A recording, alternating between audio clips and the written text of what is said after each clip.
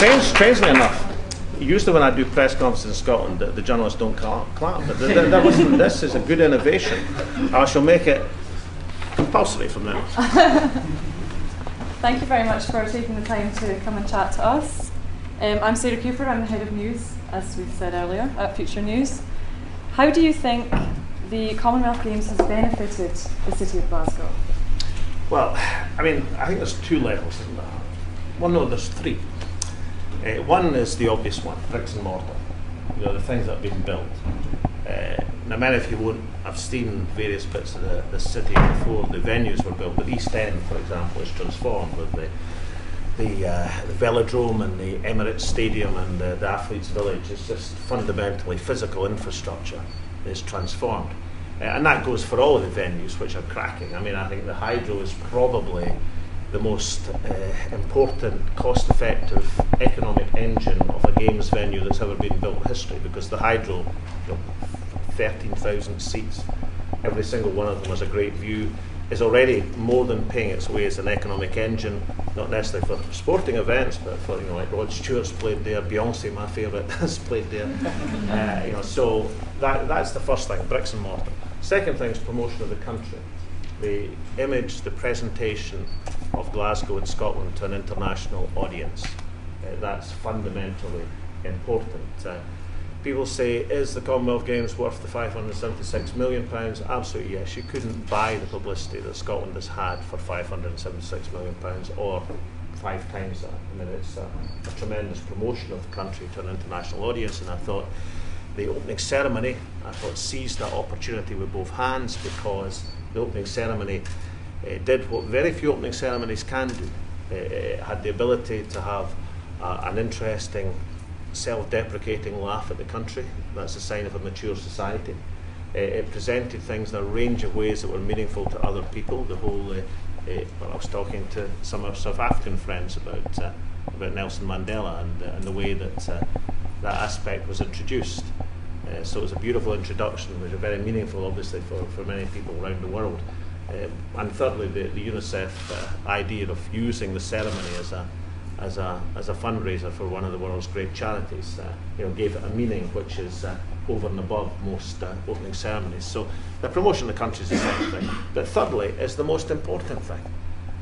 This type of event changes people. It's not the bricks and mortar, it's what happens to people. And I'm not talking here just about the athletes, although clearly, as the Scotland team demonstrates and many of the other performances demonstrate, that people do exceptional things in exceptional circumstances. It changes people. People behave differently, they exceed and excel more. I'm thinking much more of the inspirational effect on future generations of people who've been watching that, whether here or in television, and saying, well, I can do that. Now, not everybody can be a world medal, Commonwealth gold winning athlete, but everybody can have a go if the facilities and the opportunities there. So you make sure the opportunities there and people have a go. This changes people, and I've just met some of the volunteers. This has had a very substantial impact on them. For many of our volunteers in Glasgow, this is the most important thing they've ever done in their lives, and rightly so. It changes people. It makes people better. And therefore, that's the three things I would say. One's bricks and mortar, second's promotion of Scotland, but thirdly and most importantly, it changes people. Fantastic. I'm going to open the floor to questions now. I think Zanira over there has a question. Has Glasgow done as proud as the Commonwealth Games host city? Yes. Okay. And Katrina, I believe over here has a question. Do you think the success of the Commonwealth Games will affect the outcome of the referendum? I think everything that happens has an impact on people's attitude to things, but quite deliberately I've taken a self-denying ordinance through these games not to speak directly about the referendum. Not an individual conversation. I've had lots of individual conversations about it, but so it's not directly party political. But I think there is an aspect that everything, how Scotland feels about itself, is a very important factor in how people regard the opportunity that Scotland has. So let's leave it there. And I think it'd be denying reality if you didn't think that everything that happens has an impact on a major opportunity and a major decision. But I think the decision that the government took to say, look, let's have 11, 12 days, I suppose, if you count the opening and closing ceremony, of promoting and presenting Scotland in the best possible light and making a huge success of the Commonwealth Games, and let's get them over, and then we'll approach the referendum. I think that's the right decision. Shannon, I believe you have a question. Yeah. Basically, my question is, do you think more should be done, like more initiatives should be set up for younger people to get involved in the wider world, such as FutureNEWS has done and the Scottish Youth Parliament have done? Yeah, that's one of the most pleasing things about the FutureNEWS, which I was so keen to see today. But many of the projects which have been around the Games have contributed to that. I mean, for example, there's the project of the young journalist trainees, the television journalists who are ongoing covering the Games at the present moment. And I launched that project about 2 years ago. It was part of the Games contract that we said we'd do this, part of the host broadcasting contract that Sunset Productions said they would do that. And therefore, and it's been expanded on, now has several hundred people in it. But I didn't know until the day I went to Meadowbank Stadium when the baton arrived, the day that the baton arrived back in Scotland. I went to Meadowbank Stadium and they had what they call their mini outside broadcast truck. Right, well, their mini outside broadcast truck, I didn't realise there was a maxi one, but there is around this city somewhere at the present moment, has better equipment, more modern, more up-to-date equipment than not just STV but the BBC. Or Sky. And I just love the idea that the trainee television technicians, as part of that programme. And the reason that Sunset and Vine said that they wanted to do this was that they were fed up, as they said, when they came to cover major events in Scotland, that they had to bring in technicians with them, where there should be a reservoir of people experienced in working on the best digital shots and all the rest of it. And now there are, because of the Games. So in all sorts of ways, the projects around the Games are building the infrastructure and the talent, building the skill level of the country. And this project, of course, is an example of that, is it not? Now, in terms of generality, most people think of the Games legacy as, will there be opportunities for more people to participate in more sports? And the answer is yes, there will. The 150 sporting hubs around the country. But the Games don't just, when you have a huge international event, then, as you all know, that event has to be interpreted, understood, explained, covered, made available to whatever, 1 billion audience worldwide. And the accessibility of that, because of the internet and digital communications, is so much greater, and the democracy of it is so much greater as well, isn't it? And in the field you're in. So the Games is not about bricks and mortar. It's not just about the great events that are taking place. It is an athlete-centred Games, but at the end of the day, the ripple impact of the Games is all pervasive. And the short answer to your question is a bit like that one, yes. Bax, I believe you have a question. Yes, I do. Hello again, sir. My question is basically because South Africa is celebrating 20 years of freedom this year, and while Scotland isn't depressed by England at all, I do understand the need for to break away in terms of independence. But my question is, why does Scotland exactly want to be independent, and is it complete independence at all? Thank you. Well, that's very challenging for me to answer that question and obey my self-denying ordinance that I've been setting for the Games. So let me try and answer it this way. On the day before the Games, I did an international business conference, which is part of the Games format, and I was asked by John Humphreys the question. And to be fair to John, John is the key presenter of Today programme, which is a sort of mainline Radio 4 news programme on the BBC. A very good guy, John. And John said, look, I'm going to ask you, it's ridiculous not to ask a question about independence. I said, well, you're aware that I've said that I'm not going to speak directly about independence. And John said, well, okay, I understand that, but we can't come in front of an audience and not talk about something that everybody wants to talk about. So he asked the question, and he said, do you think this Commonwealth business audience would be really fearful of the prospect of independence, and what would they be worried about?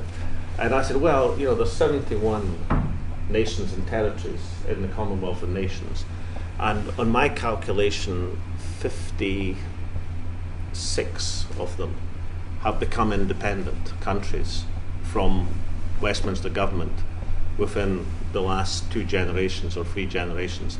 So I suspect this is the last audience in the world who would be worried about the prospect of independence, since most of them had gone through that process. Now, you're quite right, as you phrase your question, to say that there's no countries are exactly comparable with each other. Clearly Scotland is not South Africa isn't Scotland, Scotland is not even New Zealand, and New Zealand isn't Scotland. There are many associations, of course, many contacts, many links, but no 2 countries' situations are the same. But in terms of the process of countries becoming independent from Westminster government, then there are a great number of templates and comparisons that are within these Commonwealth of Nations. And the second thing I would say is the Commonwealth, does demonstrates that people can be independent nations and territories within the Commonwealth and still come together in friendship and association to take part in these wonderful games, which is surely the underlying message of the Commonwealth, or the commonweal, which is where it comes from, the idea that there are things in life which should be shared by all for the commonweal, for the common benefit of the community. The Commonwealth comes from that idea and from that concept. So. Fantastic. Malcolm, I think you have a question. Yeah, thanks. I'm wondering, the referendum has obviously engaged young people on both sides of the debate with politics. They may remain kind of disenfranchised with the current status quo otherwise. So in the event of a no vote, if that did happen, how would you suggest we maintain that level of engagement and interest in Scotland's future amongst young people? I love hypothetical questions. Usually it's better to hypothesize on success rather than failure. It's usually, I'll tell you why I do that. Not to avoid journalist questions, although occasionally it comes in handy. I'll tell you I do it because I spent a lot of time losing a lot of elections. I lost more elections than people have had hot dinners.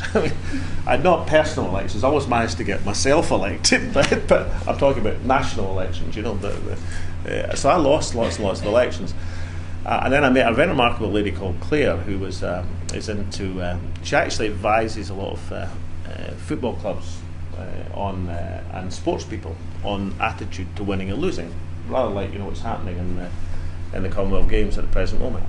And one of the things she pointed out to me was that I had spent a lot of time in my political career as a leader or a member of a very small minority party.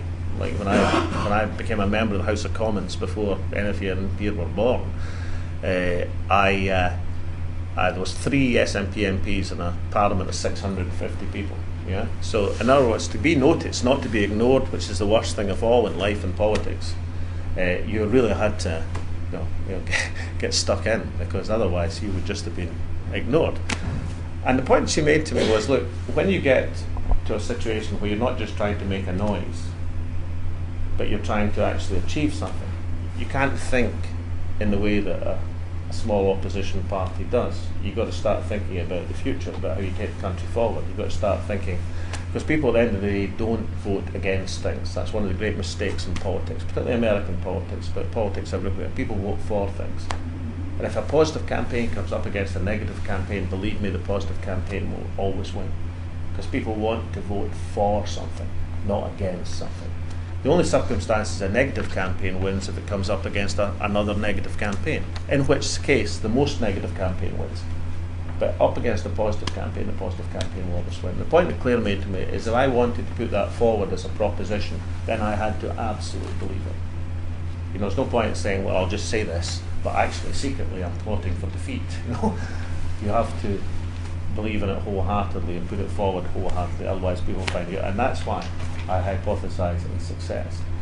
But you're certainly right in your question that one of the most remarkable things about this referendum is that people are going to vote and participate in this referendum who've never given a stuff about politics before, ever. A couple of weeks ago I was campaigning in Northfield, which is a huge housing estate in Aberdeen. And it's a estate with a variety of housing in it, but it's got some pretty deprived areas in Northfield. And a young girl came out of her house in her pyjamas, so it was the school holidays, at lunchtime, demanding to know if she was on the voters register.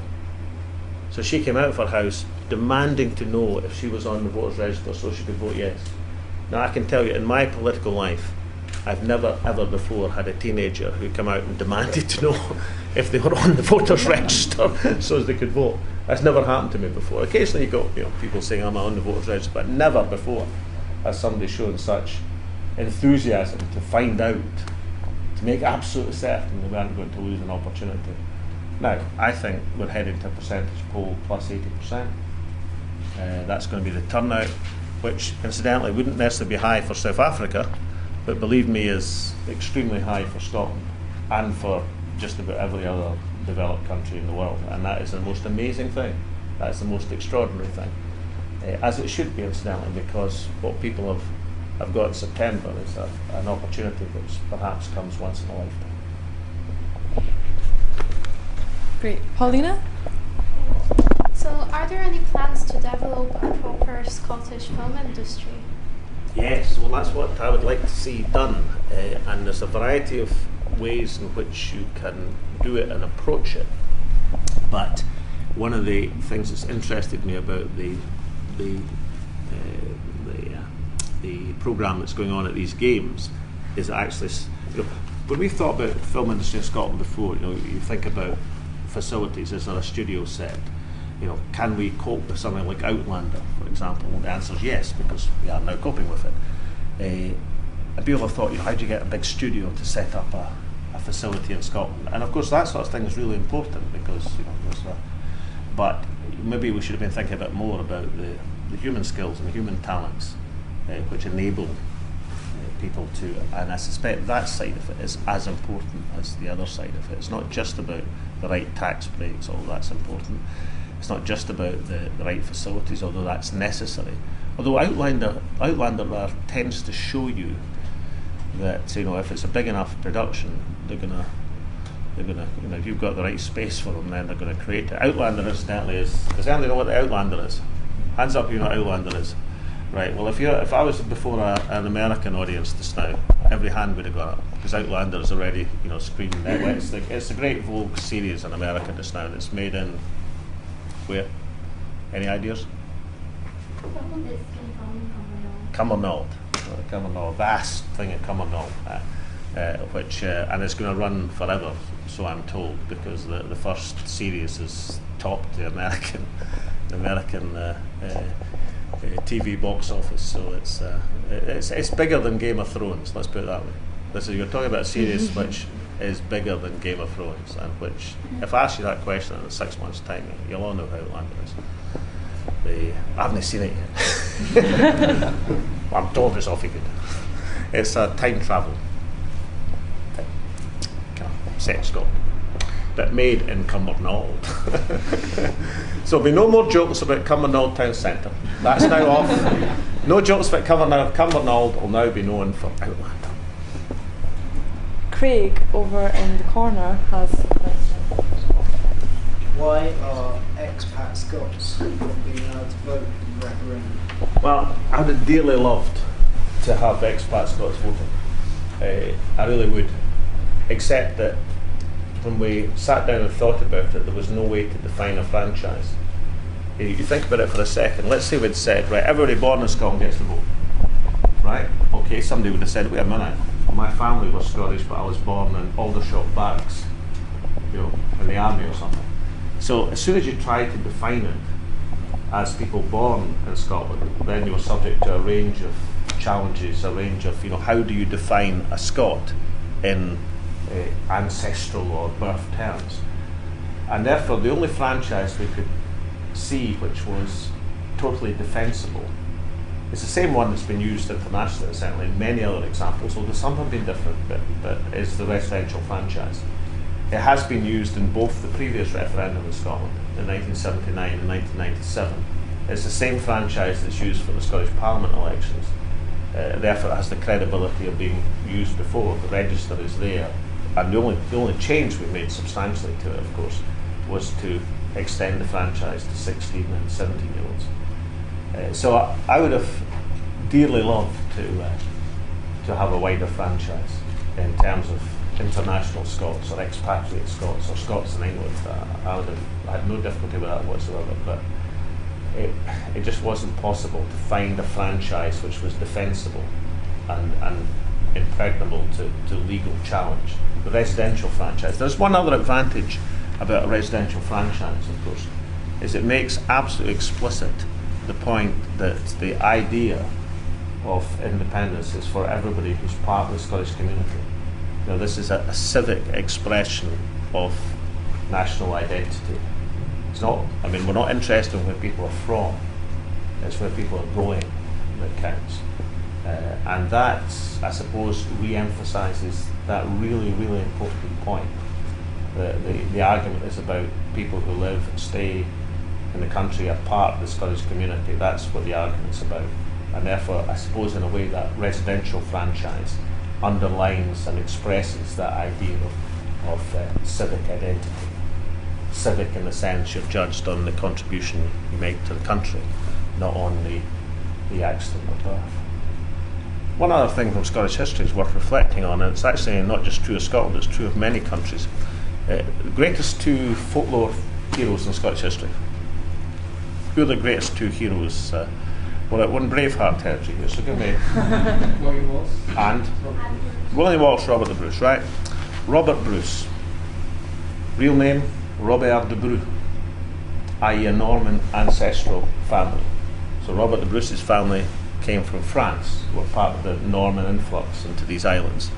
William Wallace, less well known, means William the Welshman. Wallace's family came from Wales. The two greatest figures in Scottish history in terms of fighting for and consolidating the independence of the nation were both from immigrant families. Now, several generations in the case of Bruce, probably less generations in the case of Wallace, but nonetheless an interesting point for people to ponder on, is it not? Not unique, incidentally.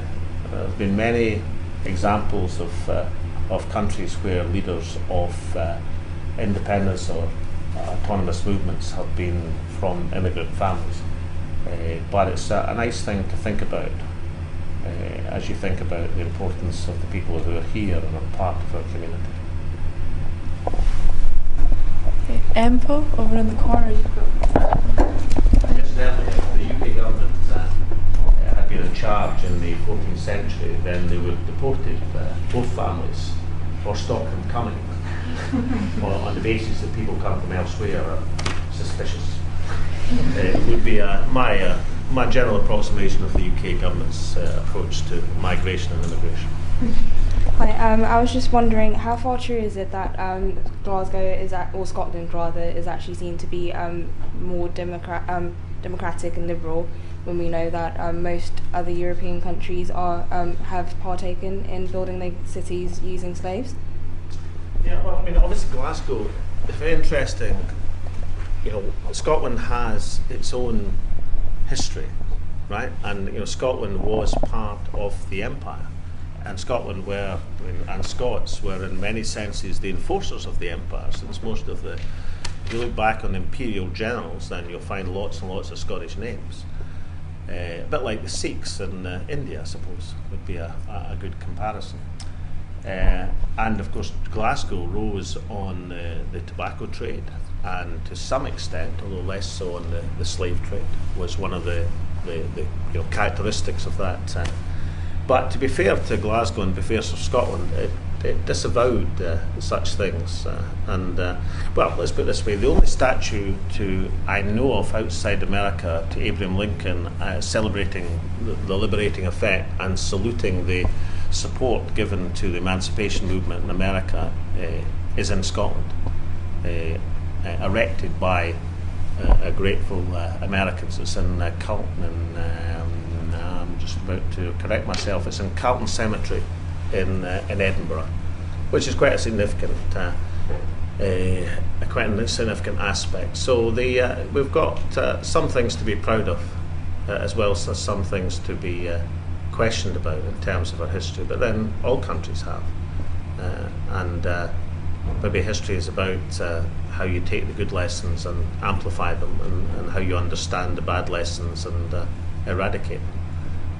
In terms of Glasgow's attitude, I thought the opening ceremony summed up Glasgow extraordinarily well, and I hope and believe that was more than just a stylised representation. I mean, the rendition by Pumeza, is that right? Of Freedom Kamoyi was my absolute highlight of the opening ceremony. That was where the introduction on Mandela from Billy Connolly was making the point that Glasgow was the first city to announce or confer freedom of the city on Nelson Mandela. And Mandela was very kind in saying and complimenting Glasgow on how important that was. Because people said, well, what practical difference can that make? Well, the answer was no practical difference at all. But the point Mandela made was this was extraordinary. If you're imprisoned in Robben Island and you hear that a city thousands of miles away has conferred freedom of the city, that's a major statement. And remember, that happened at a time where the UK government position was that Nelson Mandela was a terrorist. So Glasgow was conferring freedom of the city, which is the greatest honour that can be bestowed on anybody in this city, at the same time as the United Kingdom government was defining the same person as a terrorist. Have we got time for my favourite story about Nelson Mandela? Go on then. It's a story about the day I didn't meet Nelson Mandela, okay? Right, I'm a young Member of Parliament, 1990. Before Mandela was elected President of South Africa, but after he obviously was released from Robben Island. And there was a football club in Scotland, the football club who, the 500 miles song chant, which is, lights up all the stadiums, that's sung by the Proclaimers. Well, the Proclaimers are prominent Hibs supporters. And there was an attempt by the chairman of Hearts to take over Hibs and abolish them. And which I'm a Hearts supporter, but I was deeply embarrassed by this attempt because, it's daft, isn't it? Because where would Hearts be without Hibs? The whole thing's ridiculous. Where would Celtic be without Rangers? You can't abolish your rival; it just ruins the whole thing. But that wasn't what Boris Mercer thought. So anyway, he had this attempt to take over Hibs, and they formed something called the Hands Off Hibs campaign. And the Proclaimers asked me, that's the guys who wrote the 500 Miles song, if I would take the Hands Off Hibs petition into Downing Street, which I agreed to do. So I turned up at Downing Street, and they just put up the gates before Downing Street. And there was this great bunch of ANC supporters, African National Congress supporters, outside Downing Street. And so I said, well, what are you doing here? I said, well, Nelson Mandela's in meeting the Prime Minister, Margaret Thatcher, and we're here to support her. So we're big support, you see. So then we had to take the petition into Downing Street. So we had this box. Actually, it wasn't the real petition, incidentally. Somebody had left it on a bus. And so so basically the first sheet was the petition, the rest was just paper. But when it got sent on later, there was a real petition. Just that the Hibernian supporters had forgotten to bring it with them or got it lost in the bus. So we overcame that. We marched in with this petition. There was myself, there was a couple other MPs, and there we were. And there was this huge array. The number of photographers about 4 or 5 times the people are here just now, right? So I'm looking at all this thing. This is great, And I said, "What are you here?" And said, "Well, we're waiting for Nelson Mandela, but he's an hour late, an hour and a half late. He's still in there with Margaret Thatcher." And I said, "Look, world exclusive. Nelson Mandela is supporting the Hands Off Hibs campaign." So anyway, we got a hand in the petition. And what happens is a policeman comes and takes your petition and takes it down the street. So that happened. So we handed the petition, and then I starts loitering, because I was thinking to myself, well, you know, he's been in there an hour and a half late. If I can loiter at the door of Downing Street, then he'll come out, you see, and I'll be able to step forward and say, Mr. Mandela, I found my hair just so greatly, and get my picture taken and, you know, meet him, you know. But unfortunately, I sort of loitered successfully for 2 or 3 minutes. Then I kind of got moved on by some kindly London bobby who said enough was enough. You've handed your petition in, Mr. Salmond. Come on, out the road. You see. So I'm moving away from 10 Downing Street, and all the photographers started chanting, "Free Mandela, free Mandela," because you know the idea being 27 years on Robben Island. And now he was imprisoned by Margaret Thatcher over lunch. So there's their chat, free Mandela, getting their frustration. So I get us back to the gates of Downing Street, and all the ANC supporters were chanting, "Hands off Hibs, hands off Hibs." That's more or less true. But that's the day I didn't meet Nelson Mandela. I did manage to meet him a year or two later, but that was the day I didn't meet him as a young MP. Did you tell him that story? I didn't get a chance. It was in a reception when he addressed both Houses of Parliament. Although, interestingly enough, he addressed both Houses of Parliament in Great Westminster Hall, which is the only place in the Westminster Parliament that's big enough to take the Commons and Lords. And he actually addressed the Parliaments on the spot, the very spot where William Wallace was tried in 1305. There's a plaque. So actually Nelson Mandela stood. I thought it was an interesting symbolism. I don't think it was deliberate in the sense that he didn't say, here's the spot I'll stand, but actually he addressed both Houses of Parliament on the spot when William Wallace was tried in 1305. So there's something. Thomas, I believe you've got a question for us. What will happen to the SNP if Scotland votes no? It's hypothetical. Again, well, the same answer would apply. I'm not anticipating, but the SNP will argue for Scotland's interests under any and all circumstances. How would that be? Would that be a reasonable answer to give you? Yeah, shouldn't make me give two political answers, but any and all circumstances, the SNP will argue for Scotland's interests. Okay. Perfect. And Suki, I believe you've got a question for us too. Just like your opinion on whether independence would affect Scotland's position in the Commonwealth like it did with the Republic of Ireland? But that was a decision of the Republic of Ireland. Nobody stopped the Republic of Ireland from being in the Commonwealth. The point there was in 1948. Ireland became a free state in 1922.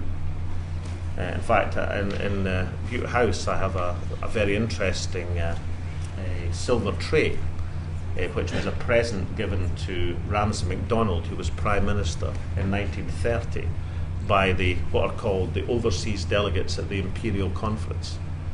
And these overseas delegates at the Imperial Conference are delegates from India, because India by then wasn't a colony, it was a dominion under the Crown. Canada, Newfoundland, which then wasn't part of Canada, didn't become part of Canada until 1948. South Africa, which was pre-apartheid. South Africa before it was expelled from the Commonwealth.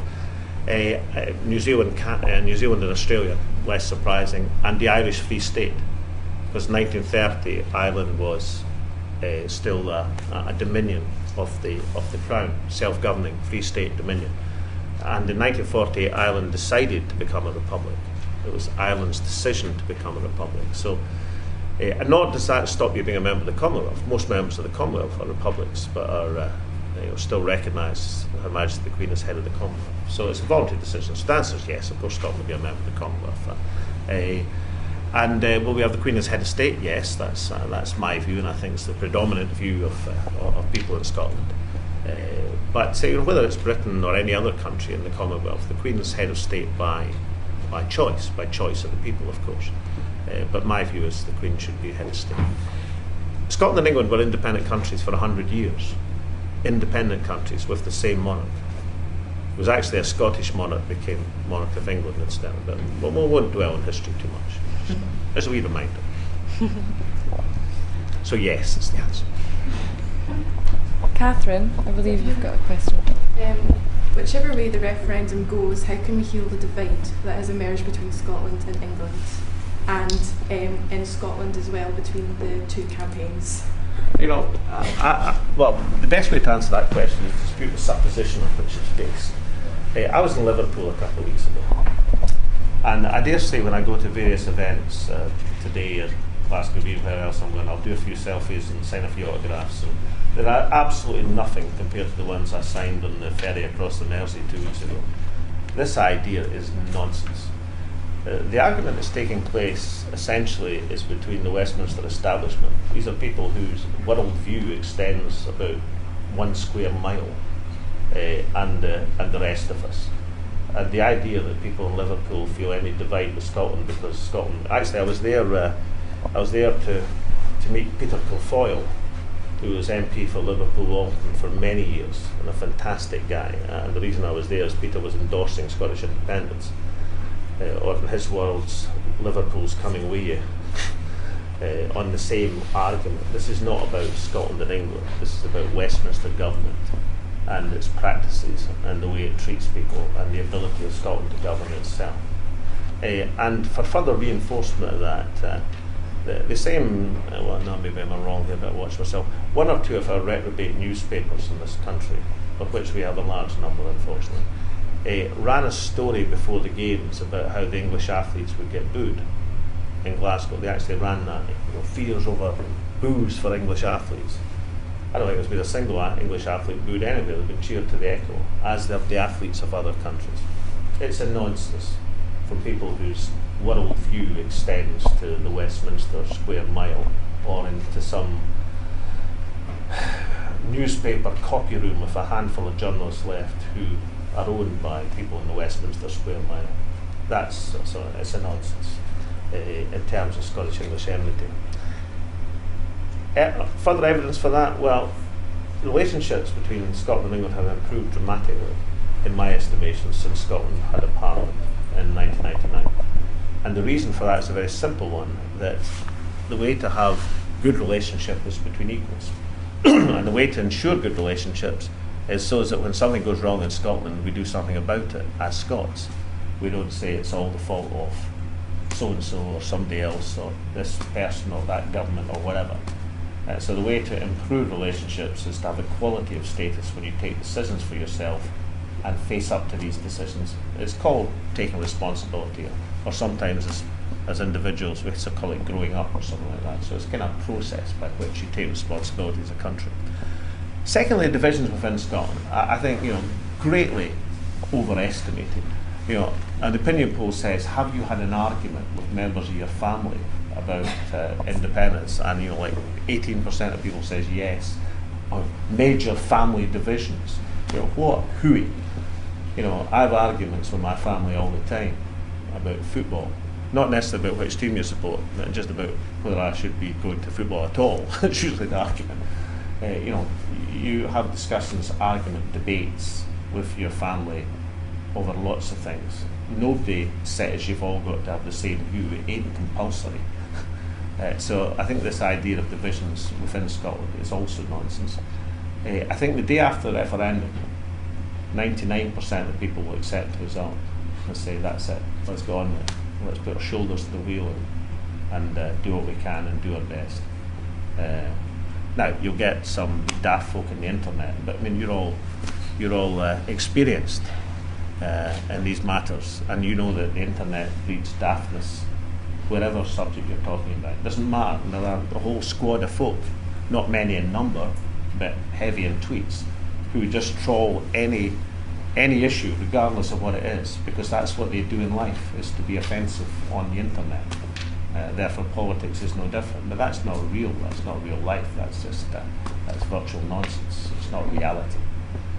So I think this campaign is an extraordinary one. I think it's going to get even more extraordinary, and I think regardless of result, people will come together afterwards, largely because they ain't apart at the present moment. Having a disagreement with people isn't the same thing as being apart. It's not the same thing at all. It's kind of like democracy, freedom of expression, a democratic will is what it is. Last thing is the 71 nations and territories in the Commonwealth again, ones that become independent. A large number of them, and I'm not making any point other than that sometimes people don't have a democratic opportunity. You know, sometimes people don't have a democratic availability for choice. That's not given to them. So a large number of these countries had to fight for their independence, real fighting. Now we're not in that position. We're in the extraordinarily fortunate, wonderful position in the modern world that we've got a consented process by which all we have to do if we want to become independent is to vote for it. You know, walk along to a polling station or fill in a postal ballot. That's all we have to do. That's an extraordinary thing. It's not unique. Some other countries have been able to do that, but actually precious few if you look at world history. Most other countries haven't had that opportunity. So that's an extraordinary thing, and that speaks well of the Scottish Government, the Westminster Government, in coming to that agreement, the Edinburgh Agreement. But it is a remarkable and precious and wonderful thing, and we should remember that, you know, next time. You know, 100 years we've been discussing in Scotland self-government in one form or another. Administrative devolution, the resumption of the Scottish Parliament, the reconvening of the Parliament in 1999. In 100 years, not a single person has lost their life. I don't think anybody's had a nosebleed.